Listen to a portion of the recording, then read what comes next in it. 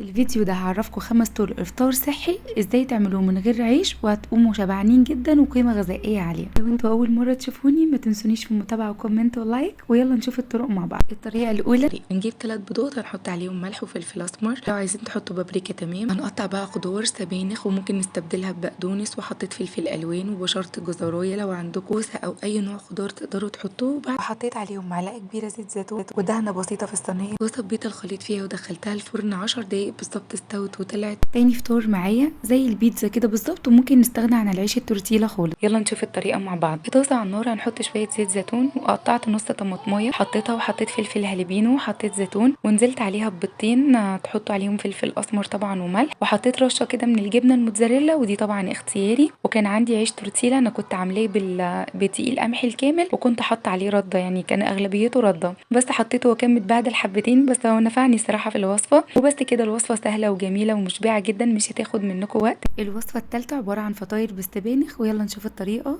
هنحط بقى زيت زيتون او سمنه بلدي في طاسه تكون كبيره شويه عشان نعمله قرص كبير، بحيث نعرف نلفه لفات رول. انا هحشي البيض المره دي برده سبانخ، وهحط معاها جبنه، وممكن تحطوا فلفل الوان، يعني ممكن لو ما عندكمش سبانخ ممكن تستخدموا بقدونس وتحطوا بقى معاه شويه جبنه كده وتلفوه رول، او ممكن تحطوا اي حشوه جوه انتوا بتحبوها يعني، بس يا ريت نبتعد عن اللحوم المصنعه. بس لفيتهم رول كده وحطيت بقى معاهم شويه خيار. الوصفه الرابعه برضو عباره عن بيض بالخضار، ويلا نشوف الطريقه مع بعض. قطعت شويه بقدونس وبشرت جزرايه، وممكن لو عندكم فلفل الوان تحطوا. طبعا التوابل بتاعتنا العاديه، الفلفل الاسمر وشويه بابريكا يدولها لون حلو كده، وشويه ملح، وضفت عليها فلفل الوان اصفر قطعته كبير شويه صراحه كنت مستعجل، بس قلبتهم كويس مع بعض.